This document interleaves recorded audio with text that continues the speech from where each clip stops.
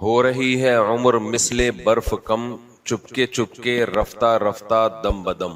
ہم میں سے ہر شخص لاشعوری طور پر مسلسل قبر کے قریب ہوتا چلا جا رہا ہے، اور تھوڑے دنوں میں اطلاع آئے گی آج فلاں کا انتقال ہو گیا جی، فلاں کا انتقال ہو گیا جی، آج فلاں کا انتقال ہو گیا.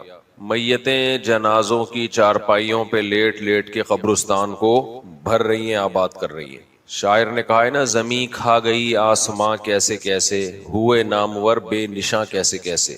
بڑے بڑے نام والے لوگ، ان کا نام ختم ہو گیا، بڑے بڑے آسمان ان کو زمین نے کھا کے ختم کر دیا. تو ایک حقیقت ہے جس کے قریب ہم روز بروز ہو رہے ہیں. بیان کا ٹائم تھوڑا 5 منٹ لیٹ شروع ہوا ہے، کہیں گیا ہوا تھا میں، تو تھوڑا سا پہلے آ جایا کریں، ٹھیک ہے. تو شاعر نے بڑی پیاری بات کہی، زمیں کھا گئی آسماں کیسے کیسے، ہوئے نامور بے نشاں کیسے کیسے. بڑے بڑے نام والے لوگ نام ختم، وہ مارکیٹ سے ایسے شارٹ ہوئے کہ ہوئے نامور بے نشاں کیسے کیسے، زمیں کھا گئی آسماں کیسے کیسے. انسان اپنی وقتی ترقی، وقتی دولت، وقتی شہرت یا وقتی راحت، ان کو دیکھ کر بہت دھوکے میں آتا ہے اور آخرت سے غافل ہو جاتا ہے. پیغمبروں کا بنیادی مقصد انسان کو غفلت کے اندھیروں سے نکالنا. قرآن میں ہے نا سورہ یاسین میں، یاسین والقرآن الحکیم انک لمن المرسلین علی صراط مستقیم تنزیل العزیز الرحیم لتنذر قوما ما انذر آباؤہم فہم غافلون. اے نبی، ہم نے آپ پہ قرآن اس لیے نازل کیا کہ آپ ان لوگوں کو ڈرا دیں جن کے باپ دادا کو نہیں ڈرایا گیا، جس کی وجہ سے وہ لوگ غفلت میں پڑے ہوئے ہیں. اس سے پتہ چلتا ہے کہ ایک ایسی چیز ہے جو ڈرنے کی چیز ہے، اور اس کے بارے میں پیغمبر بتاتے ہیں کہ اس سے ڈرو. اور اگر انسان پیغمبروں کی تعلیمات پہ غور نہ کرے تو وہ غفلت میں پڑا رہتا ہے، غفلت میں پڑا رہتا ہے. وہ مادی دنیا کی زندگی بالکل الگ ہے، اللہ کی تعلیمات بالکل الگ ہے. تو میں کہتا ہوں بھائی ایک طرف ہو جاؤ، یا تو مادی زندگی اختیار کر کے مادہ پرست بن جاؤ، اور اگر مادہ پرست نہیں بنتے تو پھر اللہ کی باتوں کو دل و جان سے مان لو. ہم اللہ کی باتوں کو صرف اتنا ماننے کے لیے تیار ہیں جتنا کلچر ہمیں اجازت دیتا ہے، جتنا ہماری سوسائٹی قبول کرتی ہے. اس سے زیادہ ہم اللہ کی طرف آنے کے لیے تیار نہیں ہیں. اس کا نقصان یہ ہو رہا ہے کہ پھر اللہ بھی ہمارا بننے کے لیے تیار نہیں ہے. قرآن نے ایک دھمکی دی ہے، نسوا اللہ فانساہم انفسہم. خوب سمجھ لیں، اللہ کہتے ہیں جو اللہ کو بھولے گا اللہ اسے اپنا آپ بھلا دے گا. وہ اپنے آپ کو بھی فائدہ نہیں پہنچا سکتا. آج دنیا اللہ کو بھول رہی ہے تو اللہ نے دنیا کو اس کے فائدے کی چیزیں بھلا دی. اور کمال کی بات یہ ہے کہ کامیابی کے اسباب نہ ہوتے پھر انسان ناکام ہوتا، تو ہم کہتے کہ چونکہ کامیابی کے اسباب ہی نہیں ہیں تو ناکام ہو گیا. اللہ جو اپنی قدرت دکھاتا ہے وہ اس طرح سے دکھاتا ہے کہ کامیابی کے تمام اسباب ہوتے ہیں مگر انسان پھر بھی کامیاب نہیں ہوتا. کامیاب کا مطلب کیا ہے؟ جو خوشی، جو راحت وہ چاہتا ہے وہ نہیں ملتی اس کو. آپ سوچو، خوشیوں کے سارے اسباب ہوتے ہوئے بھی خوشی نہ ملے، اس سے بڑا بدقسمت دنیا میں کوئی ہو سکتا ہے؟ اور خوشیوں کے اسباب نہ ہوتے ہوئے بھی کوئی خوش رہے، اس سے بڑی کامیابی کوئی ہو سکتی ہے؟ تو یہ لفظ خوب یاد رکھیں، قرآن مجید کی یہ آیت ہے، نسوا اللہ فانساہم انفسہم. جو بھی اللہ کو بھولتا ہے اللہ اسے اپنا آپ بھلا دیتا ہے، وہ خود کو بھول جاتا ہے. آپ کو پتا ہے خود کو دنیا میں کوئی بھی نہیں بھولتا. ہر آدمی سب سے پہلے کس کو یاد رکھتا ہے؟ اپنے آپ کو یاد رکھتا ہے. کبھی بھولتا ہے اپنے آپ کو انسان؟ بھائی آپ کو بھی بھوک لگ رہی ہے، پڑوسی کو بھی بھوک لگ رہی ہے، تو پہلے لگے گی کس کو؟ محسوس آپ کو خود اپنا آپ ہوگا یا پڑوسی ہوگا؟ اپنا آپ ہوگا نا. تو پھر ہم یہ کیوں کہہ رہے ہیں کہ اپنے آپ کو بھلا دیں گے اللہ تعالیٰ کہ تو انسان اپنے آپ کو کبھی نہیں بھولتا. اس آیت کا مطلب یہ ہے کہ اپنے فائدے کی چیزیں اللہ تعالیٰ اس کو بھلا دیں گے. حماقتیں کرے گا وہ سمجھ رہا ہوگا کہ میں فائدے کے کام کر رہا ہوں، لیکن اس کی عقل پہ پردے پڑے ہوئے ہوں گے. حقیقت میں وہ نقصان کر رہا ہوگا، اور اگر غور کرے گا تو اسے سمجھ میں بھی آ جائے گا، لیکن اپنے آپ کو ایسے بھولے گا کہ غور کرنے کے لیے تیار نہیں ہوگا. جو بھی خواہشات کے پیچھے بھاگتا ہے تو پھر وہ غور ہی نہیں کرتا کہ میرا فائدہ کس میں ہے اور میرا نقصان کس میں. اور میں بار بار جو آپ کو کہتا ہوں، مغربی دنیا سے متاثر مت ہو. مغربی جو لٹریچر ہے، جو ہمیں ہماری معاشرت کے بارے میں بتا رہا ہے اس سے کبھی متاثر نہ ہو. میرے پاس بہت کیسز آتے ہیں نفسیاتی ڈاکٹروں کے, جو ڈاکٹر مذہب کو فالو نہیں کرتے, وہ لوگوں کو غلط گائیڈ کر رہے ہیں, وہ اور زیادہ ڈپریشن میں لے کے جا رہے ہیں, ایسے طریقے بتا دیتے ہیں ان کو, اس سے پیشنٹ کا فائدے کے بجائے اور نقصان ہوتا ہے. تو اللہ رسول کے مقابلے میں کبھی کسی کو ویلیو مت دو. اسلام صدیوں سے ہے, بلکہ آدم علیہ السلام سے. کان الناس امتا واحدہ, اللہ کہتے ہیں سب انسان ایک دین پر تھے, پھر آہستہ آہستہ لوگوں نے اختلاف کیا ہے. آدم علیہ السلام کا دین, ابراہیم علیہ السلام کا دین, موسیٰ علیہ السلام کا دین, یوسف علیہ السلام کا دین, محمد صلی اللہ علیہ وسلم کا دین, یہ سب ایک ہیں. ان سب کی ایک تعلیم ہے کہ ہم بنے نہیں ہیں, بنائے گئے ہیں. بنایا ہے اللہ نے اپنے لیے. کامیاب وہ ہے جو جنت میں داخل ہو گیا, ناکام وہ ہے جو جہنم میں چلا گیا. ہمارے یہاں ان تمام تعلیمات کی دھجیاں اڑائی جا رہی ہیں. یونیورسٹیوں میں, کالجز میں جو ذہن بنایا جا رہا ہے وہ یہ کہ اس سے ہمیں بحث نہیں ہے کہ بنے ہیں یا بنائے گئے ہیں, کیوں بنے ہیں اس میں پڑھنے کی ضرورت نہیں ہے. کتنے اہم سوالات کو پی جاتے ہیں نا. کیا خیال ہے بھائی؟ ہم بنے ہیں یا بنائے گئے ہیں, اس سے ہمیں کوئی بحث نہیں ہے. ہمیں کسی نے کس کام کے لیے بنایا, اس سے ہمیں بحث کوئی ہے؟ یونیورسٹی میں کبھی آئی بی ایم یونیورسٹی میں, یا ایم بی اے کر رہے ہو آپ, یا سی اے کر رہے ہو, یا آپ ڈاکٹر بن رہے ہو, یہ ٹاپک چھیڑے جاتے ہیں؟ بولتا کیوں نہیں میرے بھائی, یہ ٹاپک ہی نہیں. ہم کدھر جا رہے ہیں کچھ پتہ ہی نہیں ہے, گاڑی میں بیٹھے ہوئے ہیں آپ, جہاں بھی جائیں ہمیں اس سے بحث نہیں ہے. سفر ہمارا اچھا گزر جائے, اس سے بڑا بیوقوف دنیا میں کوئی دیکھا آپ نے؟ ارے آپ لوگ کسی گاڑی میں بیٹھے ہوئے ہو, آپ کو لا کے کسی نے بٹھا دیا, بس میں جا رہی ہے, سب سے پہلا آپ کا سوال یہ ہوگا کدھر جا رہے ہیں بھائی. اس سوال سے آپ کو پروفیسر منع کر رہے ہیں, یہ سوال نہ کرو. آپ کو کسی نے ٹرین میں بٹھا دیا, چلتی ٹرین میں, ایک دم فکر ہوگی بھائی میں جا کدھر کو رہا ہوں, ہوگی کہ نہیں ہوگی؟ پتہ نہیں کدھر بٹھا دیا یار, میں ایسا نہ ہو کہاں جا کے نکلوں, میں واپسی مشکل رہے میرے لیے. لیکن چند عقل مند وہاں بیٹھے ہوئے تھے.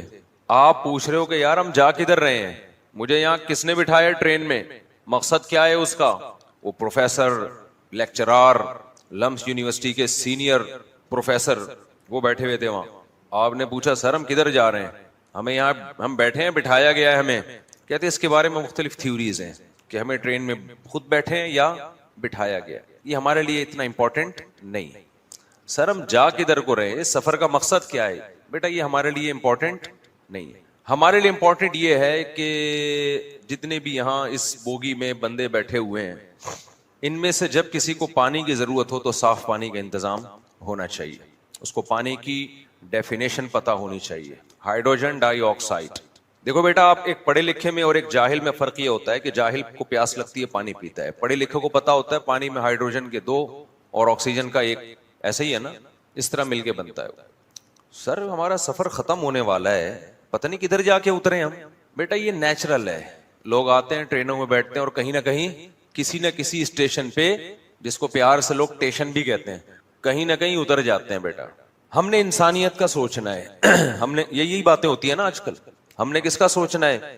انسانیت کی بھلائی کا. جو یہاں بیٹھے ہوئے سفر میں ہمارے ہم سفر ہیں, ان کی بھلائی کا سوچنا ہے. ٹائم پہ ان کو کھانا مل جائے, اور ہم نے میڈیکل سائنس میں ترقی کرنی ہے تاکہ جو ٹرین کے مسافر ہیں ان میں سے کوئی اگر بیمار ہو جائے تو اس کا ٹریٹمنٹ ہو سکے.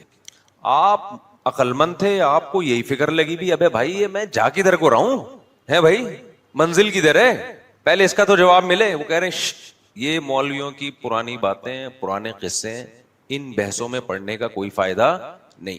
آپ مطمئن ہو جاؤ گے. بولتے کیوں نہیں؟ بولو گے بھائی سر میرے لیے سب سے زیادہ امپورٹنٹ یہ سوال ہے کہ مجھے اس میں بٹھایا کیوں گیا ہے, کس نے بٹھایا ہے, کیوں بٹھایا ہے, اس کا ہدف کیا ہے. مجھے اسباب اور وسائل بھی دیے اس نے, جیب خرچی بھی دے دی ہے, اور ٹفن بھی باندھ دیا. دیکھو جب ہم دنیا کے سفر میں آتے ہیں تو جس خدا نے ہمیں بھیجا, زاد راہ دے کے بھیجا نا. ابے بھائی دنیا کے سفر میں ہم ہے نا, ایک ہمارا اسٹارٹنگ پوائنٹ ہے اور ایک ہمارا اینڈنگ پوائنٹ ہے. اسٹارٹنگ پوائنٹ ہمارا اس دن سے شروع ہو جاتا ہے جس دن اللہ ہمیں ماں کے رحم میں اولاد بنانے کے لیے سلیکٹ کرتا ہے. اس دن سے ہمارا اسٹارٹنگ پوائنٹ شروع ہو جاتا ہے. تبھی جاپان میں جو ڈیٹ آف برتھ ہے نا, وہ پریگننسی کی ڈیٹ سے کہتے ہیں کہ ڈیٹ آف برتھ شمار ہوتی ہے. واللہ عالم جاپانیوں کی اپنی الگ ٹائپ کی حرکتیں ہیں, کوئی بعید نہیں ہے ان سے. تو اور ہماری ڈیٹ آف برتھ پیدائش کے دن سے, تو اسٹارٹنگ پوائنٹ آف پیدائش والا دن لے لیں یا وہ والا پوائنٹ لے لیں, ایک اسٹارٹنگ پوائنٹ ہے ہمارا اور ایک اینڈنگ پوائنٹ ہے. اللہ تعالیٰ ہمیں سفر میں بھیجتا ہے, اللہ کہتے ہیں تم خود نہیں آئے ہو, ہم نے تمہیں بھیجا ہے, زاد راہ دے کے بھیجا ہے اللہ نے. جیسے باپ اپنے بچے کو پڑھائی کے لیے فرانس بھیج رہا ہے تو آنے جانے کا ٹکٹ, کرایہ, جیب خرچی, وہاں ہوٹل میں رہنے کا سارا سیٹ اپ, سلیبس بھی لے کے دے دیا. اس کے بعد بچہ فرانس جا کے بھول گیا, وہ کہنے لگا کہ میں خود آیا ہوں, مجھے کسی نے بھیجا نہیں ہے. تو لوگ کیا کہیں گے, بھائی کمبخت تو خود آیا ہوتا تو یہ پاکٹ منی تجھے کیوں ملتی, تیرے لیے ہوٹل میں رہائش کا انتظام بولو نا کیوں ہوتا, یہ سارے انتظامات تیرے باپ نے کیے ہیں, کہتے نا لوگ. اب وہ وہاں جا کے عیاشی میں پڑ جائے اور کہ یار لائف کو انجوائے کرو, کیا یہ فضول کاموں میں باتوں میں مجھے بھیجا گیا ہے یا کس میں آیا ہوں یا بھیجا گیا ہے. تو لوگ اس کو سمجھا رہے ہیں کہ یار یہ تیری ضرورتیں جو ہیں یہاں پوری ہو رہی ہیں, تیری جیب میں ہر مہینے تیرے اکاؤنٹ میں پیسے آ جاتے ہیں. وہ جواب میں کہ یہ ایوالو ہوا ہے, یہ اصل میں جب یہاں آیا تھا یا ہمارے کروڑوں سال پہلے باپ دادے آئے تھے تو ان کی ضرورت تھی کہ ہر مہینے اکاؤنٹ میں پیسے آ جائے کریں, تو فطرت نے ضرورت کے لحاظ سے اپنے آپ کو ایڈجسٹ بولو کر لیا. یہ بہت بڑا اختلاف ہے لبرل لوگوں اور مذہبی لوگوں کا. مذہبی لوگ کہتے ہیں انسان کی جو ضرورتیں پوری ہو رہی ہیں نا, تو انسان کی بقا کے لیے, کیونکہ ان ضرورتوں کا پورا ہونا ضروری تھا, اس لیے فطرت نے اپنے آپ کو ایڈجسٹ کر کے ضرورتیں پوری کرنا شروع کر دی. مذہب کہتا ہے کہ انسان کو باقی رکھنے کے لیے ضرورتیں پوری کرنا ضروری تھی, اس لیے اللہ نے ضرورتوں کو پہلے سے انتظام کیا تاکہ انسان باقی رہے. بالکل 180 پہ ہیں. دیکھو ہم جب مختلف علاقوں میں دیکھتے ہیں نا لوگوں کو, جانوروں کو دیکھتے ہیں, اونٹ کو ہم دیکھتے ہیں ریگستان کا جانور ہے. مثال سے بات سمجھاتا ہوں. لبرل لوگ کہتے ہیں چونکہ اونٹ کے لیے ریگستان میں سروائیو کرنا اس ڈیزائن کے بغیر ممکن نہیں تھا, لہذا ایوالو ہوتے ہوتے اونٹ ایسا بن گیا.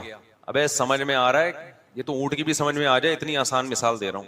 بھائی قرآن کہتا ہے نا افلا ينظرون الى الابل کیف خلقت, کیا یہ لوگ دیکھتے نہیں ہیں اونٹ کو ہم نے کیسے بنایا, یہ خود بخود نہیں بن سکتا. اونٹ اللہ کی قدرت کی ایک بہت بڑی دلیل ہے. اللہ کہتے ہیں ریگستان میں پاؤں دھستے ہیں, اونٹ کے پاؤں نہیں دھستے. پہلے میں لبرل لوگوں کے دلائل دے دوں. وہ کہتے ہیں اونٹ ایک ایسا جانور ہے جس نے کروڑوں سال میں اپنے آپ کو ایوالو کرتے کرتے ریگستان کے حساب سے ڈیزائن کر لیا ہے. کیونکہ اونٹ میں یہ جینیاتی تبدیلی نہ ہوتی تو اونٹ کی نسل ختم ہو جاتی, ریگستان میں نہیں رہ سکتا تھا. لہذا اونٹ نے ایسا کیا کہ پہلے جب کوئی آیا ہوگا ریگستان میں تو اس کی نسلیں مرتے مرتے اگلی نسل میں وہ دفاعی صلاحیت پیدا ہوتے ہوتے اس کے پاؤں چپٹے ہونا, کیونکہ پاؤں دھستے تھے تو پاؤں چپٹے ہونا شروع ہو گئے تاکہ دھسے نہیں.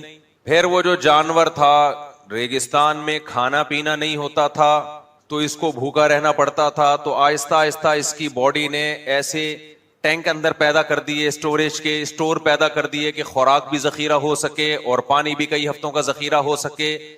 ارے بھائی یہ کیسے ہو سکتا ہے یار, اتنی تبدیلی کے اندر ٹینک وجود میں آ رہے ہیں, ہماری مسجد کا ٹینک کیوں نہیں بن گیا تھا خود بخود؟ کیا خیال ہے بھائی؟ یہ اونٹ کے اندر پورا ٹینکر دیکھا ہے آپ نے, پانی کا پورا کین ہوتا ہے, ایک ہفتہ پانی نہ پیے چلتا ہے, وہ اتنا اسٹور کر لیتا ہے پانی. تو سائنسدان کہتے ہیں بھائی اس نے جب اپنے آپ کو دیکھا, اس کے باپ دادا نے کہ ہم تو مر جائیں گے, تو اگلی نسل میں, پھر اس سے اگلی نسل میں, پھر اس سے اگلی نسل میں وہ پارسل کا خاص انتظام تھا ان کے یہاں. وہ پارسل ہوتے ہوتے ہوتے یعنی وہ چھوٹا سا پہلے ٹینک وجود میں آیا ہوگا, پھر وہ بڑا ہوتے ہوتے اتنا بڑا ہو گیا کہ اب وہ ریگستان میں کئی کئی ہفتوں چلتا ہے, نہ کھانے کی ضرورت نہ اس کو پینے کی ضرورت. ارے بھائی اونٹ ریگستان میں زندہ کیسے رہتا ہے؟ اس میں تو ریت اتنی طوفان آتے ہیں, وہ تو آنکھیں خراب ہو جائیں ریگستان کے طوفانوں سے. تو اونٹ کی تو نسل ختم ہو جانی چاہیے تھی صرف ریگستان کے طوفانوں سے. انہوں نے کہا ہو گئی ہوگی, بہت سو کی لاکھوں میں کوئی ایک بچ گیا, اس نے اس کی آنکھوں کا ڈیزائن ایسا ہونا شروع ہو گیا آہستہ آہستہ کہ اس میں ریت کے ذرات پھنسے نہیں. پھینکنے کی کوئی انتہا ہے؟ بولو یار.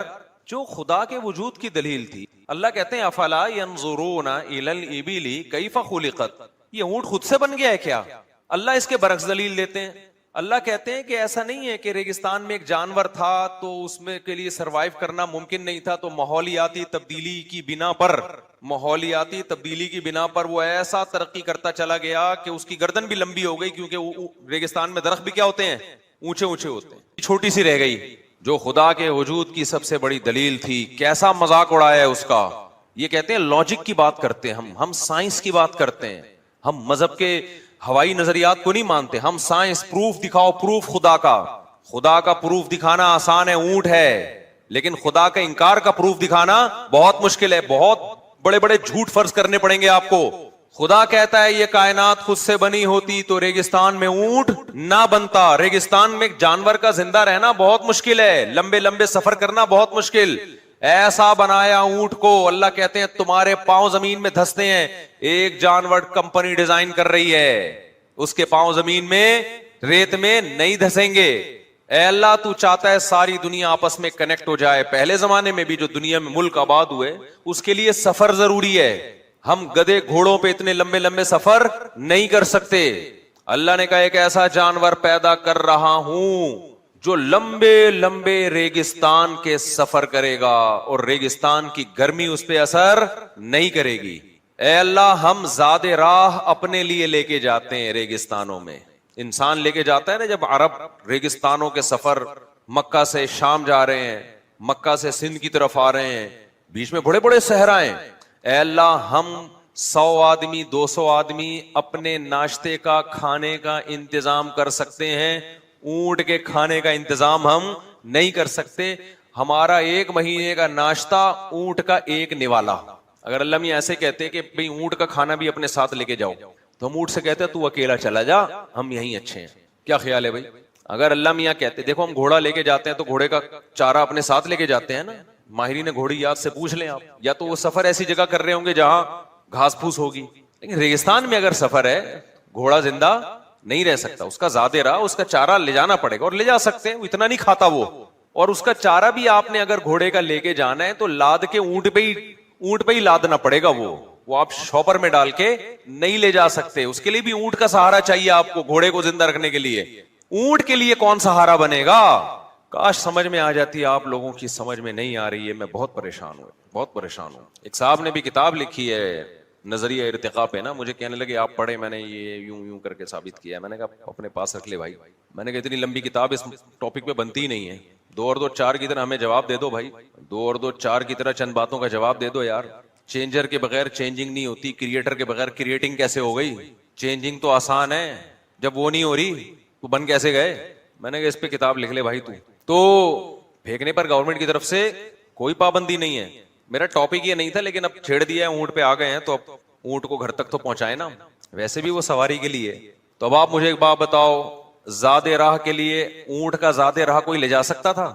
آپ نے اپنے جو سواری تھی گدے گھوڑے, ان کے لیے آپ نے گھاس, اونٹ کے 1 مہینے کی گھاس چاہیے نا آپ کو, لوسن چاہیے, گھاس چاہیے, دانا چاہیے, وہ بوریاں بھر کے آپ نے اونٹ کے پیٹھ پہ لاد دی کہ ہمارے گھوڑے کا بھی انتظام ہو گیا. 1 بورا آپ نے 1 مہینے کا راشن, اس میں اپنے پراٹھے, اپنے انڈے, اپنے مکھن گھی, یہ جو بھی چیزیں جو 1 مہینے تک, انڈے تو اسٹور نہیں ہو سکتے میرا خیال ہے, وہ تو خراب ہو جاتے ہیں, تو گندم, یہ ساری چیزیں آپ نے اونٹ پہ ڈال دی. یہ آپ کا زاد راہ ہو گیا 1 مہینے کا. پہلے تو 2 6 مہینے کے سفر ہوتے تھے, میں تو 1 مہینہ شارٹ کر کے بتا رہا ہوں سائنسدانوں کو سمجھانے کے لیے. یار فرض کر لو 1 مہینے کا سفر ہوتا تھا. اب سوال پیدا ہوتا, اونٹ بولے گا میں کیا کھاؤں گا, سب کا کھانا میرے پیٹھ پہ ڈال دیا تم نے, تو کیا 1 مہینے مجھے کھانے کی ضرورت نہیں پڑے گی؟ سب کا پانی مشکیزوں میں بھر کے میری پیٹھ پہ لاد دیا کہ پتہ نہیں صحرا میں کہیں پانی ملے یا نہ ملے. آپ جہاز سے جب سفر کرتے ہیں نا, سعودی ایئر لائن سے جاتے ہیں, قطر ایئر لائن سے, ایمریٹ سے, کھڑکی سے جھانکا کریں نیچے, شیشہ بند ہوتا ہے, سنو شیشہ کھول کے جھانکنا شروع کر دیں. صحرا, لمبے لمبے بڑے بڑے صحرا, کہیں پانی کا نام و نشان نہیں, گھاس تنکے کا نام و نشان نہیں.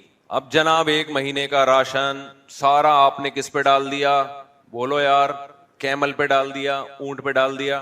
اونٹ آپ سے پوچھے گا ان سب کا کھانا تو میں نے اٹھایا ہے, میرا کھانا تمہارا باپ اٹھائے گا. اگر کراچی کا ہوتا اونٹ تو یہی کہتا نا, میرا کھانا تیرا باپ اٹھائے گا, میں کیا کھاؤں گا. اور اونٹ بزبان حال یہ بھی کہتا ہے, یہ جتنے گدھے گھوڑے اور انسانوں کے کھانے تم نے میری پشت پہ لادے ہیں نا, یہ میرے 2 نوالے ہیں.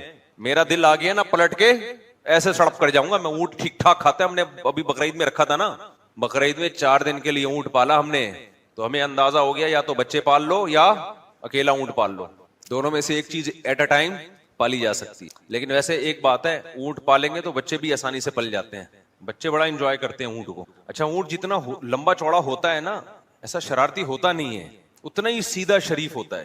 اور ان میں جو شرارتی ہو گیا تو وہ تو پھر ناممکن ہے نا, اس کو پالنا ممکن ہی نہیں ہے, وہ تو گردن پکڑ کے دبا دے گا آپ کی. اکثر شریف ہی ہوتے ہیں, تو وہ اتنے سیدھے, جتنا اونچا ہے, جتنی پاور ہے اس کے اندر, اتنا ہی اللہ نے اس کو شرافت سکھائی ہے. گائے بیل میں اتنی شرافت بکریوں میں نہیں ہوتی جتنی اونٹ میں ہے. یہ بھی اللہ کی حکمت ہے, اس لیے کہ گائے اور بیل کی بدتمیزی افورڈ کر سکتا ہے آدمی. اونٹ اگر بائی نیچر بدتمیز ہوتا تو صرف اونٹ ہی ہوتا, ہم لوگ ہوتے, ہم نہیں ہوتے. کیونکہ گائے تو آئے گی ٹکر مارے گی نا, دور سے آ رہی ہے, ہمیں بھاگنے کا موقع ملے گا. اونٹ تو صرف یوں اٹھاتا ہی ہے, یہ اتنا بڑا چپو لائے گا ٹھیک ہے, پچک کر کے گئے صاحب. تو خیر, تو آپ نے سارا راشن ڈال دیا کس کے پیٹھ پہ؟ اونٹ کی پیٹھ پہ. اب اونٹ کا راشن کہاں گیا؟ تو اللہ فرماتے ہیں افلا ينظرون الى الابل کیف خلقت, کیا دیکھتے نہیں ہو کہ میں نے اونٹ کو بنایا کیسا بنایا؟ اللہ کہتے ہیں جب مقام پر تھے نا تم, جہاں تمہارے لیے اس کو چارہ کھلانے کا انتظام تھا, اس وقت اس کو کھلا چھوڑ دیتے. یہ اتنا کھائے گا کہ جتنی ضرورت ہے وہ بھی, اور جو اضافہ ہے وہ اسٹور بھی کرے گا. یہ کئی ہفتوں کا کھانا کیا کر لے گا؟ اسٹور کر کے رکھے گا. اس کی ٹینشن مت لو. یہ ایوالو ہوا ہے یا ریگستان کے حساب سے ڈیزائن کیا گیا ہے؟ بولو بھائی کیا ہو گیا؟ کتنے آرام سے خدا کا انکار کر دیا یار, کہ جی ایکچولی وہ چونکہ بھوکا رہتا تھا تو اس میں ایسے سافٹ ویئر انسٹال ہونا شروع ہو گئے آٹومیٹیکلی. ایسے سافٹ ویئر بھوکا رہنے کی وجہ سے انسٹال نہیں ہوئے, بلکہ ایسے سافٹ ویئر انسٹال ہوئے جس کی وجہ سے بھوکا رہ سکتا ہے. اب وہ سمجھتا ہے بات کو کہ نہیں سمجھتا؟ آم کی گھٹلی میں آم جو پیدا ہو رہا ہے, تو آم پیدا ہو رہا ہے, ہونے کی وجہ سے آم کی گھٹلی میں ایسی چیزیں آنا شروع ہو گئیں جس سے آم پیدا ہو. یہ غلط ہے. خدا نے گھٹلی سے چونکہ آم پیدا کرنا تھا, اس لیے خدا نے اس گھٹلی میں ایسے سافٹ ویئر پیدا کیے ہیں. یہ عمل الٹا ہوا ہے. آپ کو کھانے کی ضرورت تھی, کوئی کھلانے والا نہیں تھا, ایک بندے کو ترس آیا, رکھ کے چلا گیا, آپ نے کھا لیا. اب بجائے اس کے کہ آپ کھانا کھلانے والے کا شکریہ ادا کریں, لوگ کہہ رہے ہیں اس نے دیا ہے, آپ کہیں اس نے نہیں دیا. اصل میں ضرورت پہلے پیدا ہوئی ہے, تو فطرت نے ایسا ڈیزائن کیا اپنے آپ کو کہ اس ضرورت کی وجہ سے ہوا یہ ہے کہ فطرت ضرورتیں انسان کی بقا چاہتی ہے. تو ہوا یہ کہ ایک کوئی ریز گئی اس کی کھوپڑی میں سامنے والے کی, اور اس کو مجبور کیا کہ وہ کھانا لا کے رکھے. تو کہے گا ٹھیک ہے نیکسٹ ٹائم فطرت سے ہی لے لینا بھائی, یہی کہے گا نا, اگلی دفعہ تیرا باپ تجھے کھلائے گا, میں نہیں کھلاؤں گا. اللہ بھی یہ کر سکتے ہیں. اللہ کہیں گے ٹھیک ہے میں اونٹ کو اٹھا رہا ہوں دنیا سے, ان جانوروں کو اٹھا رہا ہوں, تم تھوڑے دنوں میں ختم. دیکھتے ہیں پھر اگلی نسل کب پیدا ہوتی ہے انسانوں کی, جو کروڑوں سال میں ایوالو کرتے کرتے انسان بنیں گے, اور پھر اونٹ بنیں گے, اور پھر گائے بنے گی, اور پھر بکری بنے گی, اور پھر مرغی بنے گی, پھر مرغی انڈوں پہ بیٹھے گی, اپنے بچوں سے محبت کرے گی. دیکھتے ہیں دوبارہ نئے سرے سے ایسے سافٹ ویئر کم انسٹال ہو رہے ہیں آٹومیٹیکلی, اور ہر سافٹ ویئر دوسرے سے مختلف. شیر میں الگ سافٹ ویئر, چیتے میں الگ, بکری میں الگ, دمبے میں الگ, بندر میں الگ, انسان میں الگ, ماں میں الگ, باپ میں الگ, دونوں کے جذبات میں الگ الگ فرق رکھا ہے. اور بالکل بچے کے لحاظ سے جو جیسا فرق ہونا چاہیے ویسا رکھا ہے. باپ میں تربیت کے سافٹ ویئر ڈال دی اللہ نے, ماں میں شفقت کے سافٹ ویئر ڈال دی اللہ تعالیٰ نے. اگر باپ کو ماں والی محبت دے دیتا اور ماں کو باپ والی, بچے کا بیڑا غرق ہو جانا تھا. کیا خیال ہے بھائی؟ بچے کا کیا ہو جانا تھا؟ بیڑا غرق.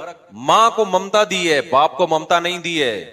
باپ کی محبت الگ ٹائپ کی ہوتی ہے, اس کو تربیت کی فکر ہے, اس کو اس کی فکر ہے کہ یہ زندہ رہے. وہ اس طرح سینے سے نہیں بچے کو 24 گھنٹے لگا سکتا. یہ والی محبت اللہ نے کس کو دی ہے؟ یہ ماں کو دی ہے. ایک ایک چیز میں ایسی مینجمنٹ یار, ایسی مینجمنٹ. اور آپ کہہ رہے ہو یہ ایکچولی بچے کو چونکہ اس قسم کی ماں چاہیے تھی, لہذا فطرت نے ایسی ماں اویلیبل کر کے دے دی اس. بس کرو یار, اس پہ کتابیں پڑھوں میں بیٹھ کے, میں پاگل ہوں میں اپنا ٹائم ویسٹ کروں ان چیزوں پہ. میں نے وہ کتاب کے مصنف سے کہا, میں نے کہا کوئی ٹو دا پوائنٹ, کوئی اس کتاب کی آپ تو مصنف ہو نا, کوئی 2-4 باتیں بتا دو. تو اس نے 2-4 جو بتائی, میں نے کہا ان سے تو خدا کا وجود ثابت ہو رہا ہے. اللہ کے بندے, تو جو 2-4 باتیں بتا رہا ہے نا, اس سے تو خدا کا انکار کے بجائے کیا ہو رہا ہے؟ تو وجود ثابت ہو رہا ہے. جتنا اللہ نے علم دیا ہو نا, اس سے 10 گنا عقل زیادہ ہونی چاہیے, ورنہ وہ علم انسان کو برباد کر دیتا ہے. اور ایک عقل وہ ہوتی ہے جو وحی کی تعلیمات کے تحت چلتی ہے, خدائی تعلیمات کی روشنی, وہ عقل صحیح کام کرتی ہے. جو خدا کا باغی بنا دے نا عقل, وہ آپ کو اندھیروں میں لے کے جاتی ہے. تو آپ نے کیا کیا جی؟ اونٹ اللہ نے انتظام کیا کہ بھائی چونکہ ریگستان میں نہ کھانا ہے نہ پانی ہے, لہذا پانی بھی اسٹور کرے گا اور کھانا بھی اسٹور, یہ اپنے اندر ہی کرے گا اسٹور. اچھا بھائی, اے اللہ پانی کتنا اسٹور کر لے گا؟ ہفتہ پیاسا رہ لے گا, 1.5 ہفتہ پیاسا رہ لے گا, ضرورت تو پڑے گی نا. اللہ نے کیا ایک اور سافٹ ویئر اس کی ناک میں لگا رہا ہوں, کہ ریگستان میں کہیں دور دراز پانی ہوا، اس کو خوشبو آ جائے گی پانی کی. سمجھتے ہیں کہ نہیں سمجھتے؟ ریگستان میں کہیں دور دراز پانی ہوا، کیونکہ نظر نہیں آتا بعض دفعہ، ارلی سائڈ پہ پانی ہے اور قافلہ یہاں سے گزر رہا ہے، اسے کیا پتا یہاں پانی ہے؟ اونٹ کو پتا چل جاتا ہے. ایسے سافٹ ویئر اس کی ناک میں لگا دوں گا، یہ ٹن مارے گا، یہ اشارہ دے دے گا بھائی یہاں کا کیا ہے؟ پانی ہے. ریگستان میں درخت اونچے آئیں گے، کون اس کے لیے اوپر چڑھ کے پتے توڑے گا؟ اللہ کہتے اتنی لمبی گردن دوں گا کہ کنوینس کا کام دے گی. تمہیں بھی اگر کہیں جانا ہو نا، ایک فلیٹ سے دوسرے فلیٹ، ایک علاقے سے دوسرے علاقے، اونٹ کی گردن رکھ لینا، اس کے اوپر سے گزر جانا، اتنی لمبی گردن دوں گا. اور کیسی وفا سکھائی ہے اونٹ کو اللہ تعالیٰ نے. اے اللہ اتنے لمبے لمبے سفر کر کے تھک جائے گا، بیٹھ جائے گا، کہے گا بس کرو یار. متنبی نے سفر کیا عراق کا، حجاز سے، لمبے سفر تھے، اونٹنی پہ بیٹھ کے سفر کیا، بڑے بڑے صحرا اس نے اپنی اونٹنی پہ بیٹھ کے عبور کیے. تو جب عراق کی سرزمین کے قریب پہنچنے والا تھا نا، تو اپنی اونٹنی کی شان میں اس نے تعریفوں کا پر ایک غزل لکھی. اس نے کہا لوگ حسین عورتوں پہ مرتے ہیں، میں قربان جاؤں اپنی اونٹنی پہ، اس نے میرے لیے بڑی قربانیاں دی ہیں. ضربت بہتیھا ضرب القمار اما لہذا و اما لذا. کہتے ہیں میں نے وادی تیہ پہ بیٹھ، اونٹنی پہ بیٹھ کے جوا کھیلا ہے میں نے وادی تیہ سے گزرنے کا. اتنا بڑا صحرا تھا، جوا ہے یہ، یا آر یا پار، لیکن اس نے مجھے وہ جوا جتوایا ہے. کہہ رہے جب میں اس اونٹنی پہ بیٹھا بیٹھا سفر کرتے کرتے کرتے کرتے تھک کے چور ہو گیا، میں نے اس سے پوچھا فقلنا لہا این ارض العراق. اپنی اونٹنی سے میں نے پوچھا بتا اب عراق کی سرزمین کتنی دور رہ گئی ہے. کیسے خرامہ خرامہ جانور چلتا رہتا ہے نا اپنے مشن کی طرف. اونٹ کو دیکھیں کیسے تمیز، مجھے بہت پیاری لگتی ہے اونٹ کی چال. اور جب قطار بنا کے جا رہے ہوتے ہیں نا صحراؤں میں، ایک عجیب روحانیت ہے اس میں. پب جی کھیلنے والوں کو وہ سمجھ میں نہیں آئے گی. انسان اندر سے بھی کالا ہو جاتا ہے نا، تو اس کو روحانیت اور فطرت میں حسن نظر ہی نہیں آتا. اب جو سارا دن بےچارا گٹر صاف کرتا رہے گا، اسے امبر اور عود کی خوشبو اچھی لگے گی؟ ہمارے ایک واقعہ بتایا کرتے تھے، ایک بےچارا بھنگی کہیں جا رہا تھا، بے ہوش ہو کے گر گیا. لوگ پریشان، یار یہ اس کو ہوا کیا ہے؟ تو اس کے بھائی کو بلایا، پتا چلا قریب میں خوشبو کی دکان ہے. تو خوشبو اس کی ناک میں گئی، بےچارا وہ عادت ہو چکی تھی اس کو. تو ہم فطرت سے اتنا دور ہٹ چکے ہیں نا کہ ہمیں اب نیچرل لائف اچھی نہیں لگتی، اس سے اپنا سکون برباد کر رہے ہیں ہم. صحراؤں میں آپ دیکھو کہیں اونٹ ایسے تمیز، میں نے سعودی عرب میں دیکھے ہیں صحرا میں، ایک بدو عربی ایک آگے آگے ہوگا، چھوٹے سے قد کا آدمی ہو، وہ اونٹوں کی پوری قطار، ایسا ڈسپلن، دائیں بائیں نہیں ہوتے، ایک ہی چال ایک ہی جیسی پریڈ کرتے کرتے وہ لمبے لمبے سفر. پہنچ جائے گا جی عراق، پہنچ جائے گا شام، پہنچ جائے گا ترکی، پہنچ جائے گا، آرام سے چلتا رہے گا، رکتا نہیں ہے. فقلنا لها این ارض العراق فقالت ونحن بتربانها. شاعر کہتا ہے میں تھک گیا، میں نے پوچھا بھائی عراق کہاں ہے؟ اونٹنی نے پیچھے مڑ کے بتایا بس میرے قدم عراق کی مٹی کو چھو رہے ہیں، مضافات میں ہم داخل ہو چکے ہیں. یہ اتنے بڑے جانور کو کیسے، اب تو ہم نے اس بقرعید میں اونٹ پالا نا، تو ہمیں اندازہ ہوا اللہ نے اس کو کچھ ضرورت سے زیادہ، یعنی ضرورت سے میں اصطلاح کے طور پہ کہہ رہا ہوں، بہت زیادہ فرما بردار بنایا اس کو. ہمارے بچے اونٹ لے کے نکلتے تھے، یوں ایک چھوٹا سا بچہ یوں بٹھاتا تھا، بیٹھ جاتا تھا. 4 بچے اس کی کمر پہ سوار ہوتے، ایک آگے سے کہتا ہوش، اڑ جاتا. 100 دفعہ بٹھاؤ 100 دفعہ بیٹھے گا، 100 دفعہ کھڑے کرو. لوگ کہہ رہے تھے قربانی کے جانور پہ سواری جائز نہیں. میں نے کہا ہمارے بچے کسی فقہ کو مانتے ہی نہیں ہیں. انہوں نے ایک بنایا ہوا ہے، یوں کر کے بٹھایا، ٹھک اٹھایا. ہم نے کہا چلو جب قربانی کی جانور میں سواری اس لیے جائز نہیں ہے نا کہ وہ اس کی توہین ہوگی، جانور تو خوش ہو رہا ہے بھائی، وہ تو خود انجوائے کر رہا ہے اونٹ. وہ جو قربانی کے جانور پہ سواری جائز نہیں ہے، مطلب یہ ہے کہ اس کو فائدے کے لیے، کہ آپ کو یہاں سے رکشے کا کرایہ بچا کے آپ نے انڈا موڑ جانا ہے، تو آپ اونٹ پہ بیٹھ کے جا رہے ہیں، پیسے بچا رہے ہیں آپ. یہ جو بچے اس طرح سے بیٹھ جاتے ہیں، جانور کو گھما رہے ہوتے ہیں، یہ اس سواری میں داخل نہیں ہے. سمجھتے ہو کہ نہیں سمجھتے؟ یا ہم کوئی ٹکٹ لگا رہے ہو سواری پہ کہ 5-5 روپے دو بھائی. تو فقلنا لها این ارض العراق فقالت ونحن بتربانها. یہ تو میں نے بہت تھوڑی سی رپورٹ پیش کی ہے اونٹ پہ، بہت تھوڑی سی. اونٹ پہ پوری کتابیں ہیں سائنسدانوں کی کہ اونٹ ہے کیا بلا. اونٹ کی آنکھوں کو اللہ نے ایسا بنایا کہ ریگستان میں جو ہوا جب چلتی ہے تو اونٹ کی آنکھیں اس سے متاثر نہیں، اس کے کھڈے اس ٹائپ کے ہوتے ہیں، وہ روک دیتے ہیں اس ریت کے ذرات کو. تو خیر ہم کہاں سے چلے تھے، کدھر کو نکل لیے، اونٹ پہ آ گئے نا. اصل میں ہم اونٹ رہ گیا ہے، سب کچھ تو پال لیا ہم نے، اونٹ رہ گیا. محلے والے میرے یہ گائے برداشت کر لیں، بڑی بات ہے. اونٹ لے آئے نا تو ایسا نہ ہو یہ محلے والے بولے یار یہ مفتی صاحب کچھ زیادہ ہی فری ہو رہے ہیں. مرغیاں برداشت کر لی، گائے برداشت کر لی، اب اونٹ زیادہ ہو جائے گا. آہستہ آہستہ بھی 4-5 سال میں اور تھوڑے پرانے ہو جائے نا. کیا خیال ہے بھائی؟ تو فقلنا لها أين أرض العراق فقالت ونحن بتربان. خیر میں جو مثال دے رہا تھا کہ سفر میں آپ اس سے دلچسپی نہیں لے رہے بھائی, کس نے, میرے ابا نے مجھے فرانس کیوں بھیجا, لوگ کہہ رہے ہیں خود بخود آیا ہے, تو بھائی ہر مہینے اکاؤنٹ میں پیسے کہاں سے آ رہے ہیں, کھانے کا انتظام کیسے ہو رہا ہے, اس کا مطلب کسی نے بھیجا ہے اور وہ غافل نہیں ہے. تیرے ابا نے بھیجا ہے پڑھنے کے لیے, فیسیں بھی بھیج رہا ہے ہر مہینے, اور تیری ضرورت کی تمام چیزیں بھی پوری کر رہا ہے. تو میرے بھائی ہم جب دنیا کے سفر میں آتے ہیں, ہمارا ایک اسٹارٹنگ پوائنٹ ہوتا ہے اور ایک ہمارا اینڈنگ پوائنٹ ہوتا ہے. اس پوائنٹ کے بیچ میں ساری بنیادی ضرورتوں کے انتظام اللہ نے ہمارے لیے کیے ہوئے ہوتے ہیں. جیسے ہی ہم دنیا میں آتے ہیں, سب سے پہلا جو ہماری ضرورت ہے, جیسے کوئی بچہ فرانس پڑھنے کے لیے گیا, اترتے ہی اس کو امیگریشن کے بعد سب سے پہلے کیا چاہیے, ہوٹل چاہیے. بھائی کہاں میں نے اسٹے کرنا ہے. اگر ہوٹل کا انتظام کمپنی نے نہیں کیا, یہ ابا نے نہیں کیا, یہ رہائش کا بتایا نہیں کہ فرانس میں میرے چاچا کے گھر چلے جانا, ماموں کے گھر چلے جانا, اس کا مطلب ابا آپ سے غافل ہے. وہی کسی نے ہو سکتا ہے جہاز میں بٹھا دیا ہو آپ کو, تو اس کو پتہ ہی نہیں کہ کہاں جا رہا ہے اور اس میں وہاں ضرورت کیا ہے. ہم جب دنیا میں آتے ہیں اس سفر میں, تو اینڈنگ پوائنٹ جو ہمارا شروع ہوتا ہے دنیا میں آتے ہی, اس وقت ہمیں سب سے پہلے رہائشی ہوٹل کی ضرورت ہے. کس کی ضرورت ہے؟ رہائش کی. اور کیئر کرنے کے لیے ایک شخصیت کی ضرورت ہے, کیونکہ ہم اس وقت اپنی کیئر خود بولو نہیں کر سکتے. قرآن کہتا ہے میں نے تیرے لیے ایسے ہوٹل کا انتظام کیا, لگژری ہوٹل ہے جو کسی کو میسر نہیں ہے, وہ ہے تیری ماں کی گود. پہلے سے ماں موجود ہوتی ہے, بغیر ماں کے کوئی پیدا نہیں ہوتا. بغیر باپ کے تو پیدا ہو جاتے ہیں, ماں کے بغیر نہیں ہوتا کوئی پیدا. یہ میں نے اس لیے کہہ دیا تاکہ انگریز ناراض نہ ہو نا, وہ کہیں یار تم کیسی باتیں کر رہے ہو, بغیر ماں کے, باپ کے بغیر. تو میں نے ان کو فیور دیا تھوڑا سا, بھائی باپ کے بغیر تو ہو جاتے ہیں. یعنی وہ کہیں گے ہماری پیدائش کا انکار کر دیا, ہم تو وداؤٹ باپ بھی ہوتے ہیں ہم لوگ. تو میں نے مانتا ہوں کہ ہوتے ہیں, آپ بھی ہوئے ہوئے ہیں نا, میں آپ کے ہونے کا انکار نہیں کر رہا. ویسے تو بغیر باپ کے بھی نہیں ہوتا, اگر صحیح بات کی جائے نا تو ہوتا سب کا کوئی نہ کوئی باپ ہے. ہاں ہم لوگ کو پتا ہوتا ہے, ان میں سے بہت سو کو پتا نہیں ہوتا, پکڑا جاتا ہے بعض دفعہ ڈی این اے سے. وجہ کیا ہے بھائی, انہوں نے فوکس ہی نہیں کیا نا ہم دنیا میں آئے کیوں. انہوں نے فوکس کیا کہ ہم اپنی لائف کو لگژری کیسے بنائیں. میڈیکل سائنس میں ترقی کر لی انہوں نے, ٹیکنالوجی میں ٹھیک ٹھاک ترقی کر لی, لیکن مقصد ہی بھول گئے کہ ہم آئے کیوں تھے. تو اب مجھے بتاؤ, انسان کا اینڈنگ پوائنٹ شروع ہوتا ہے دنیا میں آتے ہی, اس کو سب سے پہلے رہائش کے لیے کیا چاہیے, بولو نا, ہوٹل. کیئر کرنے والا, جیسے ہوٹل میں بھی تو کیئر کر رہے ہوتے ہیں نا وہاں کے ملازمین, ایئرپورٹ پہ کھڑے ہوں گے آپ کی نام کی تختی لے کے. جتنا اچھا ہوٹل ہوگا وہاں, ایک تو یہ ہوٹل ہے جو کینٹ اسٹیشن پہ ہوتے ہیں, منجی مل جاتی ہے کرائے پر, وہ بھی کرایہ آپ دو, سو کوئی اور رہا ہوتا ہے اس میں, ٹھیک ہے.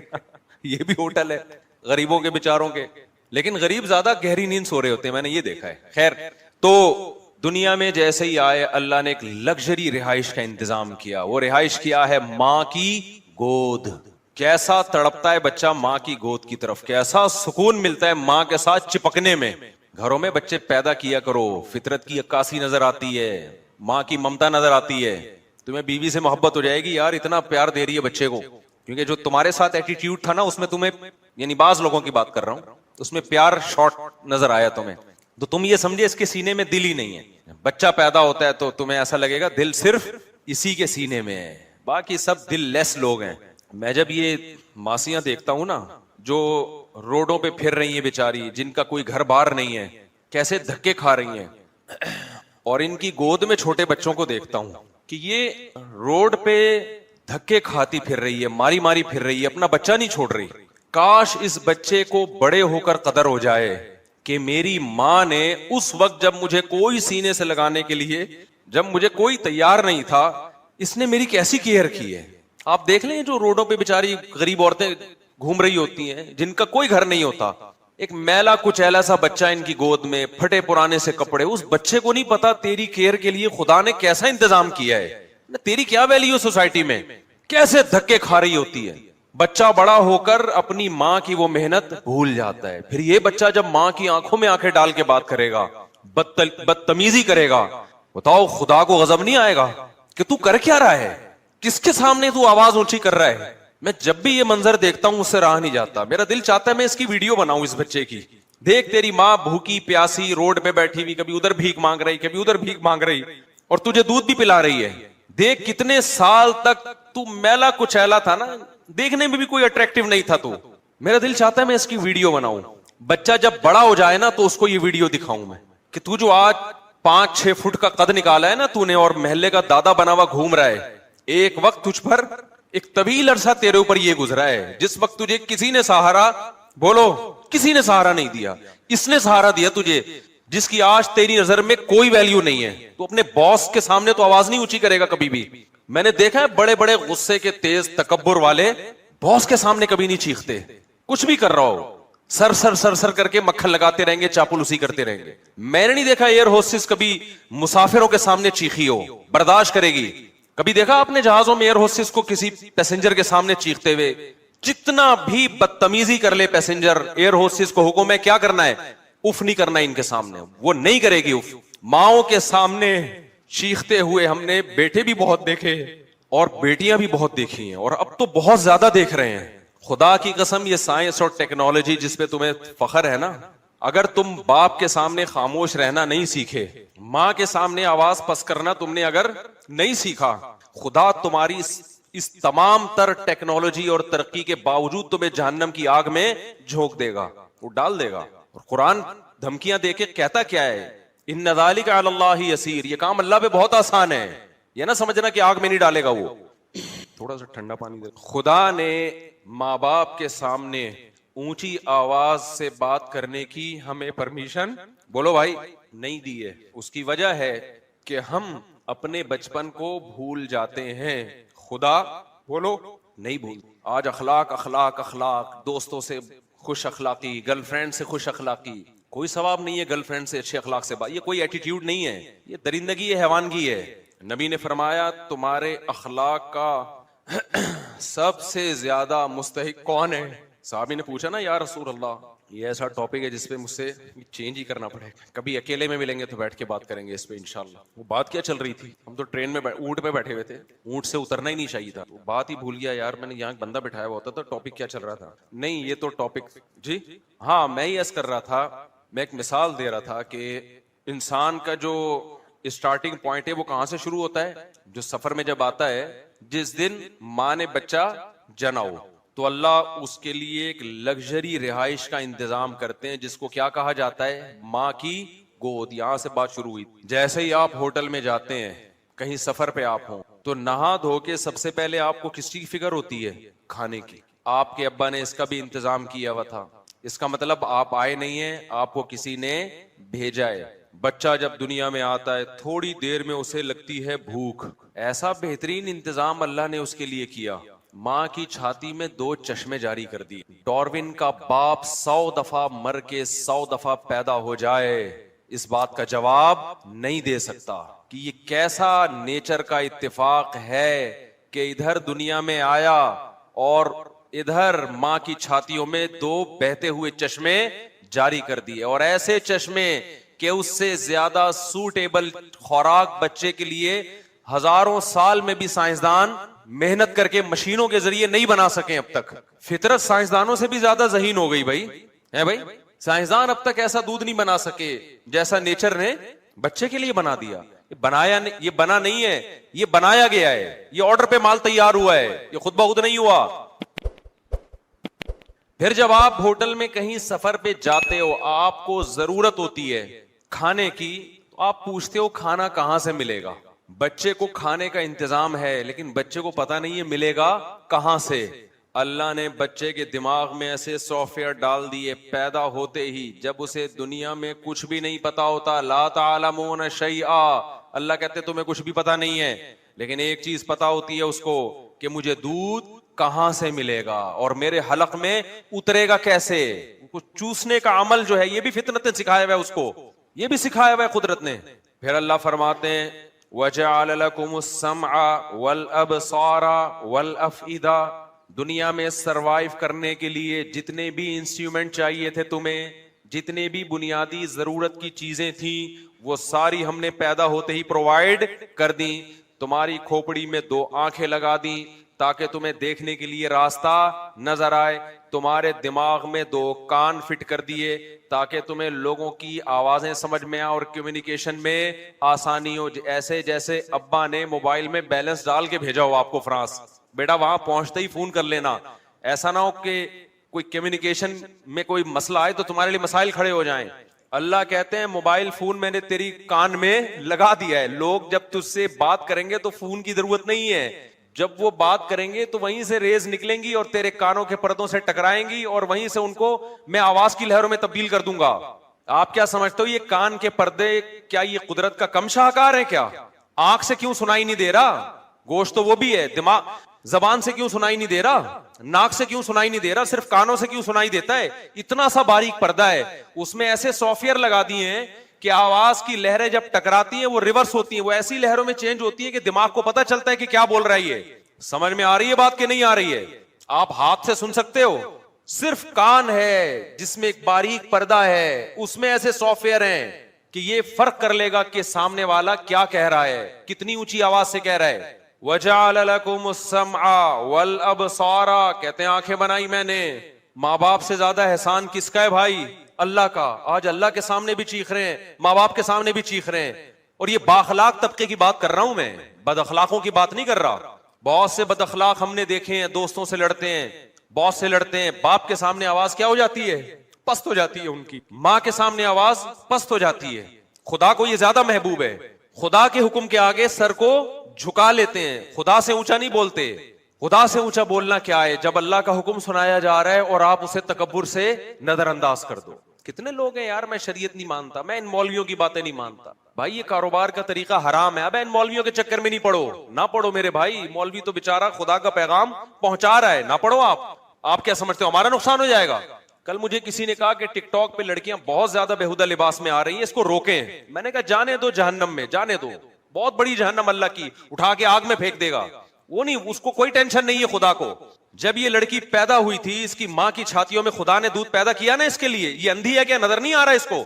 ماں کی محبت اس کو خدا نے دی نا, اس کے لیے سارے انتظام, اس کو حسن دیا, جوانی دی. آج اس سے پورے کپڑے نہیں پہنے جا رہے, اتنا سا حکم خدا کا فالو نہیں کر رہی ہے. اور ماں باپ کو دیکھو, اپنی بچیوں کو پورے کپڑے نہیں پہنائے جا رہے ان کو. لڑکا پورے کپڑے پوری آستین کے ساتھ, لڑکی سلیو لیس. اگر کسی باپ کو ماں کو بولو بھائی یہ بچی کو آپ پوری آستین کیوں نہیں پہناتے, تو جواب کیا ملے گا؟ بھائی لڑکی ہے, بچی ہے, تو وہ بھی تو بچہ ہے, اس کو پورے کپڑے کیوں پہنائے ہوئے آپ نے؟ آپ ابھی سے ننگا پن سکھا رہے ہو اپنی بیٹی کو. تو یہ بات خوب سمجھ لو, قرآن کے الفاظ تمتعوا فإن مصيركم إلى النار, اللہ کہتے ہیں مزے اڑا لو, میں نے حجت تمام کر دی ہے. جب پیدا ہوئے تھے میں نے ضرورت پوری کر دی, آسمان سے بارشیں برسائی, فالق الحب والنوا, زمین سے دانے کو پھاڑ کے تناور درخت بنایا جس سے تم کھاتے ہو, تمہارے جانوروں کو سوکھا چارہ کھلایا جس سے گوشت بنایا, جس سے دودھ بنایا. میں اپنی ذمہ داری پوری کر کے بیٹھا ہوا ہوں. اب میں اگر کہہ رہا ہوں لڑکی پورے کپڑے پہنے, وہ پردہ کرے, وہ ٹک ٹاک پہ یوٹیوب پہ اپنے جسموں کی نمائش نہ کرے, پھر بھی اگر کوئی کر رہا ہے اور میری طرف سے عذاب نہیں آتا, تو لا تحسبن اللہ غافلا عما يعمل الظالمون, اللہ کہتے ہیں یہ مت سمجھنا کہ میں غافل ہو گیا ہوں, میں پیدا کر کے خرچہ دے کے بھول گیا ہوں. نا نا نا نا نا, باپ اپنے بچے کو پڑھائی کے لیے بھیجے خرچے کے ساتھ, وہ غافل نہیں ہوتا. وہ کہتے ہیں تو آ, پھر میں دیکھتا ہوں تیری کیسی ٹانگیں توڑتا ہوں, میں تجھے جائیداد سے آگ کرتا ہوں. خدا کیسے غافل ہو جائے گا بھائی؟ خدا کو بے حیائی پسند بولو نہیں ہے. اور ایک ہے بے حیائی کا ارتکاب کرنے والا, ایک ہے بے حیائی پھیلانے والی یا پھیلانے والا, دونوں میں بڑا فرق ہے. اللہ کہتے ہیں جو بے حیائی کو پروموٹ کرتے ہیں ان کے لیے دردناک عذاب ہے. دیکھو ایک کسی طوائف کا ناچ دیکھ کے حرام لذت حاصل کر رہا ہے, یہ بھی گناہگار ہے, لیکن ناچنے والی زیادہ گناہگار ہے, کیونکہ وہ بے حیائی کو کیا کر رہی ہے, وہ پروموٹ کر رہی ہے, پھیلا رہی ہے. وہ ایسا پردہ اترتا چلا جا رہا ہے دیندار گھرانوں میں, بچیوں کو کپڑے پہناتے ہوئے ان کو موت آ رہی ہے یار. مارکیٹ میں جاؤ, بچیوں کی شلوار قمیضیں ہی نہیں مل رہی ہیں, مکہ میں نہیں مل رہی, مدینہ میں نہیں مل رہی. کیا ہو گیا بھائی؟ یہ بچوں کے جب پورے کپڑے مل سکتے ہیں لڑکوں کے, لڑکیوں کے کیوں نہیں مل رہے؟ تبلیغ میں وقت بھی لگ رہا ہے, 4 مہینے لگ رہے ہیں, بزرگوں سے تعلقات بھی ہیں, تہجد بھی نہیں چھوٹ رہی. جب بیٹی کا لباس دیکھو تو آدھے کپڑے. میں کہتا ہوں بھائی اس کو پورے کیوں نہیں پہنا رہے آپ؟ کہتے ہیں ایکچولی وہ وائف گئی تھی مارکیٹ سے, یہ اٹھا کے لے آئی, وہ کہہ رہی کوئی بات نہیں جب بڑی ہوگی. میں نے کہا نا نا نا, جب بڑی ہوگی نہیں پہنے گی. آپ بچے کو بچپن سے برہنہ رکھو, بڑے ہو کر کبھی کپڑے عادی ہو جائے گا, پھر وہ اس کو اس میں حیا ختم ہو جائے گی. ہمیں یاد ہے ہم جب بچپن میں کھیلتے تھے تو ہمارے جو دیگر رشتہ دار آتے تھے, جو ہمارے یعنی فیملی کے ہوتے تھے 7-8 سال کی ہماری ایج تھی, وہ نیکر پہن کے, جس کو پنجابی میں کہتے ہیں کچھا پہن کے گھومتے تھے. وہ ہم سے نہیں کچھا پہنا جاتا تھا بچپن میں, یعنی وہ جو ہوتا ہے نا 7-8 سال کے بچے چڈی پہن کے نیکر پہن کے گھوم رہے گلی محلے میں بھاگ رہے ہیں, ہم سے نہیں پہنا جاتا تھا. مجھے شرم آتی تھی. کیوں؟ ہمارے ابا نے ہمیں کبھی کچھا پہننے اس عمر میں بولو نہیں دی. ایک حد تک ابا نے کنٹرول کیا, اس کے بعد اب ہمیں خود ہی شرم آنے لگی, یار میں چڈی پہن کے کیسے, حالانکہ 7-8 سال ایج تھی ہماری, مجھے شرم آتی تھی. آج ماں باپ بچوں کی شرم کھرچ کھرچ کے نکالتے ہیں. کلو مولودی یولد علی الفطرہ, نبی نے فرمایا ہر بچہ فطرت پہ پیدا ہوتا ہے, شرم و حیا لے کے پیدا ہوتا ہے. ماں باپ کیا کرتے ہیں, اس کو فطرت سے ہٹا دیتے ہیں. بچی میں شرم بیٹوں سے زیادہ ہوتی ہے. میں جدہ ایئرپورٹ پہ تھا, ایک 7-8 سال کی بچی, جیسے فیملی والے مجھے دیکھتے ہیں بچیاں آتی ہیں سلام کرنے کے لیے, تو ایک چھوٹی سی 7-8 سال کی بچی, میں نے مسافے کے لیے ہاتھ بڑھایا, بچی نے نہیں بڑھایا ہاتھ. تو اس کے والد نے کہا مفتی صاحب ہم نے اس کو منع کیا ہے مردوں سے ہاتھ نہیں ملانا. مجھے بہت اچھا لگا اس کا عمل, بہت پیارا لگا اس کا. میں نے کہا آپ نے بہت پیاری تربیت کی اپنی بیٹی کی, بچیوں کو بولڈ بنا رہے ہو آپ یار. جو بڑے ہو گئے وہ تو ہو گئے نا, بچیوں کو تو آپ کم از کم, بچی تو پورے پراپر ڈریس میں بہت پیاری لگتی ہے, پھول لگتی ہے وہ. کتنے لبرل لوگ پریشان ہیں کہ ہماری بچی ہمارے سامنے ادھورے کپڑے پہن کے بیٹھتی ہے, اس کو شرم ہی نہیں آتی. میں نے کہا شرم تو آپ نے نکالی ہے اس کی, اور یہاں بیوی کے غلام بن جاتے ہیں. آپ بیگم کو ٹائٹ کرو, بیگم صاحبہ آپ جو مرضی پہنے, اب آپ کا ٹائم گزر چکا ہے, اب آپ کی تربیت تو میرے ہاتھ میں نہیں ہے, نہ میری تربیت آپ کے ہاتھ میں, نہ شوہر بیوی کو ٹھیک کر سکتا ہے, نہ بیوی شوہر کو ٹھیک کر سکتی ہے. آج کل سختی کریں گے سوائے طلاقوں کے کچھ بھی حاصل نہیں ہوتا. گھر بسانے کے لیے کمپرومائز کرنا پڑتا ہے. محبت سے سمجھائیں, تبلیغ میں وقت جب لوگ آتے ہیں نا میری بیگم پردہ نہیں کرتی یہ نہیں, میں کہتا ہوں بھائی اب تبلیغ میں وقت لگوا لے, اس کا زبردستی کرنے سے وہ پردہ نہیں کرے گی, بغاوت پھیلے گی اور طلاقیں ہوں گی, بچے رولتے ہیں, بربادیاں. محبت سے سمجھاؤ, اس کے علاوہ کوئی آپشن نہیں ہے. میاں خراب ہے تو عورت کہتی ہے کیا کروں گے, صبر کر بھائی, تو محبت سے سمجھا, تبلیغ میں وقت لگواؤ, اس کے علاوہ کوئی راستہ نہیں ہے. لیکن بیٹیاں کس کے کنٹرول میں ہیں, ماں باپ کے کنٹرول میں. بچی کو اگر آپ کی بیگم بگاڑ رہی ہے کمپرومائز نہیں کرنا ہے. یہ شوہر بچی کو بگاڑ رہا ہے, عورت کمپرومائز نہیں کرے. پراپر کپڑے, بچوں کی تربیت دنیا کا سب سے آسان کام ہے, ذہن میں رکھنا. بہت کوئی مشکل کام نہیں ہے. جو کہتے ہیں نا اتنی زیادہ بچوں کو کون پالے گا, کیسے پالیں گے, بچے خود ہی پلتے ہیں, بلکہ بچے ماں باپ کو پالتے ہیں. جس گھر میں بچے نہیں ہوتے ماں باپ نہیں پلتے, ڈپریشن میں جاتے ہیں ماں باپ. میرا تو یہ کانسیپٹ ہے کہ ماں باپ بچوں کو نہیں پالتے جتنا بچے ماں باپ کو پالتے ہیں. جس گھر میں بچے نہیں ہیں ماں باپ نہیں پلتے, اس میں ڈپریشن میں جاتے ہیں, لڑائیاں ہوتی ہیں, طلاقیں ہوتی ہیں. جہاں بچے ہیں ماں باپ خود ہی پل جاتے ہیں محبت سے. بچوں کی تربیت میں بہت آسان ہے, صرف بگڑنے نہیں دینا, یہ تربیت ہے. سمجھ میں آ رہی ہے بات؟ کیا نہیں کرنا, اپنے ہاتھوں سے زبردستی بگاڑنا نہیں ہے, تو خود ہی صحیح بنے گا. وہ تو نیچر پہ ہے. پھر بھی کوئی ایک آدھ بگڑ جائے تو نوح علیہ السلام کی اولاد بھی بگڑی تھی نا, تو اللہ سے تو کوئی نہیں لڑ سکتا, تقدیر سے کون لڑ سکتا ہے. بچوں کی تربیت میں صرف برے لوگوں میں نہ بیٹھنے دو, برے دوستوں میں نہ بیٹھنے دو, وہ خود ہی صحیح ہی ہوتا ہے. وہ بچیوں کو حیا سکھاؤ, وہ آپ کے سامنے بھی پھر اونچی آواز سے بات نہیں کریں گی. اگر آپ نے ان کو دیکھو, حیا سب سے پہلے لباس سے شروع ہوتی ہے. اگر لباس صحیح نہیں ہے تو حیا ختم. جب حیا گئی تو پھر باپ کا احترام اور ماں کا احترام بھی, ماں کا احترام بھی گیا, ختم. تو پورے کپڑے پہناؤ بھائی بچیوں کو. گھر میں اپنی بیوی کو بتا دو بیگم ہم دونوں جیسے مرضی ہیں, بچوں کو ہم نے بگڑنے نہیں دینا. لوگ بتاتے ہیں ہمیں کہ ہم فلمیں دیکھتے ہیں, ڈرامے دیکھتے ہیں. میں کہا بھائی توبہ کر, نہیں توبہ کرتا کم از کم اپنے بچوں کو نہیں بتا کہ میں ڈرامے دیکھتا ہوں. ٹھیک ہے, بچوں کو تو بچا اس برائی سے. مائیں بچیوں کو بٹھا کے ڈرامے دیکھ رہی ہیں, پھر وہ بچیاں دیکھ رہی ہیں, وہ اس کے دیور سے تعلقات, وہ اس کے ساتھ بھاگ گئی. بیوی وسیم کی ہے, شادی سلیم سے ہو رہی ہے, یعنی بھاگی سلیم کے ساتھ ہے.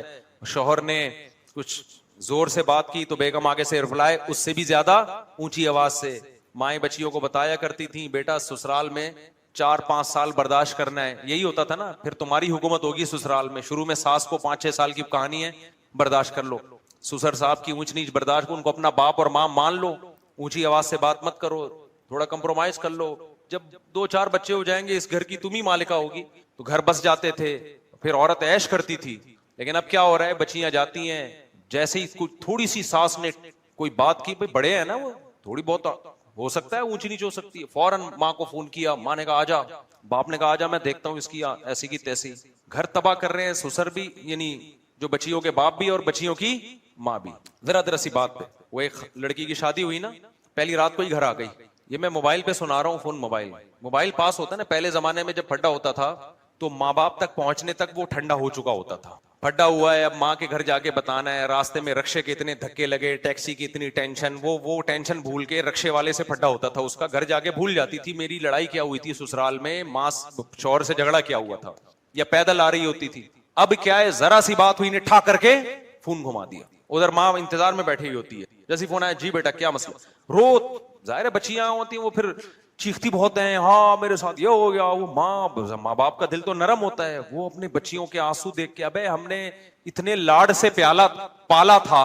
वो एक आदमी की शादी हुई ना बहन की, तो उस यतीम थी वो लड़की, तो वो उसने अपनी बहन को रुखसत करते हुए होने वाले बहनोई से कहा कि मैंने इसको बहुत मोहब्बत से पाला है, देख इसका ख्याल करना, इसे कभी कोई गम ना हो। ठीक है जी ख्याल करूंगा।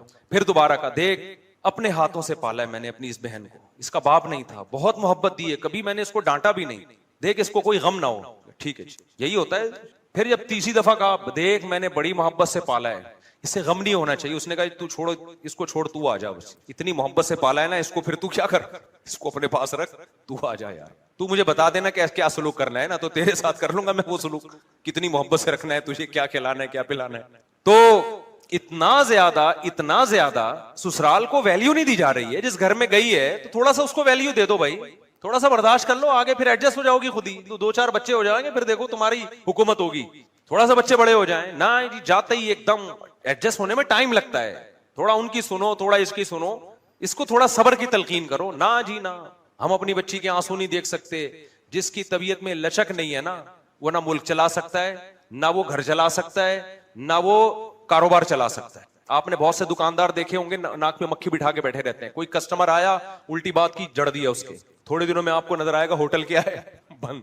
हमें याद है कराची में केपीके से और पंजाब से बहुत से लोग आया करते थे, ड्राइवर कंडक्टर वगैरह बसें चलाते, शुरू में उनके फड्डे बहुत होते थे, तो फिर हमने देखा कि आहिस्ता आहिस्ता कंडक्टरों और ड्राइवरों ने ना कस्टमर की और जो मुसाफिर है ना उनकी बर्दाश्त करना शुरू कर दी थी। ये हमने खुद अपनी आंखों से देखा। वजह उन्होंने खुद सोचा कि यार जब भी फड्डा होता है, एक खून खराबा, मार झगड़ा और फिर थाने, और लॉस किसका होता है, हमारे बिजनेस का होता है, इतने दिन तक मजदा बंद रहती है। तो हमने खुद ये देखा, ऑब्जर्व किया कि अब ये लोग ज्यादा नहीं लड़ते, कस्टमर उल्टी सीधी बात करे मुंह उधर फेर लेंगे ना, चल भाई बोलने दो इसको। तो बिजनेस के लिए जब आपको बर्दाश्त समझ में आती है, कंपनी के लिए बर्दाश्त समझ में आती है, तो घर बसाने के लिए क्यों बर्दाश्त नहीं करते मेरे भाई।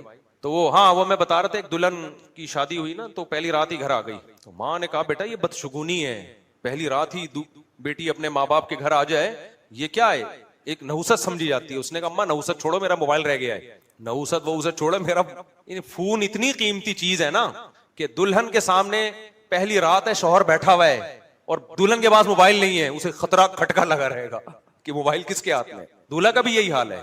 आप कभी ट्राई कर लें, कोई दूल्हा से मोबाइल चुपके से छुपा ले, वो दुल्हन के पास जाके बैठेगा, नई नवेली दुल्हन जो इस्तिखारों और दुआओं से उसने शादी की है, जेब में हाथ डालेगा ना, मोबाइल नहीं है, थर थर उसकी टांगे कांपना शुरू कर देंगे। ये हुआ क्या है? ऐसा तो नहीं कोई लॉक खोल ले, कोई इमरजेंसी कॉल आ जाए। इमरजेंसी का मतलब ये नहीं कि बाप बीमार है या माँ बीमार है, इमरजेंसी का मतलब कुछ और है।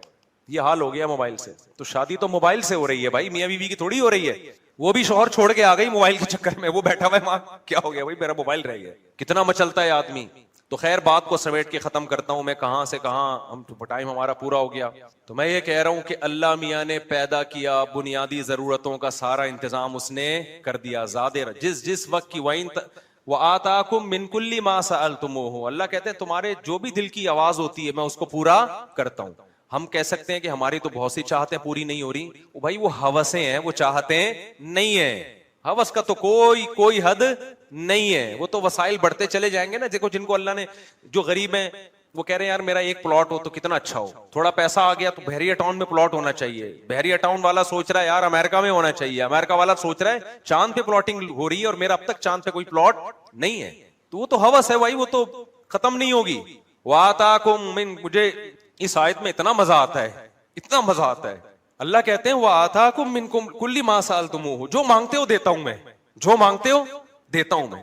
अब जब आम आदमी आयत पढ़ते हैं ना, लोग जो कहते हैं यार हम तो जो बहुत सी चीजें मांग रहे हैं अल्लाह नहीं दे रहा, ये मारिफत नहीं है। खुदा की कसम जब हम आयत पढ़ते हैं, मैं तो हम नालायक लोग हैं, लेकिन ऐसा लगता है अल्लाह बिल्कुल सही कह रहे हैं। जब अल्लाह से जो मांगा अल्लाह ने दे दिया। आताकुम मिन कुल्ली मा सअलतुमूहु, जो मांगते हो देता हूं मैं उसमें से। हम तो यही देख रहे हैं, हमने जो मांगा अल्लाह ने हमें دے دیا. پتہ نہیں آپ کو کیا مسئلہ ہے آپ کے ساتھ. لوگ آتے ہیں یار ہم وہ مانگ رہے ہیں مل رہا, پتہ ہے لوگ کہتے ہیں ہم نے وہ والی مانگی ملی کچھ اور.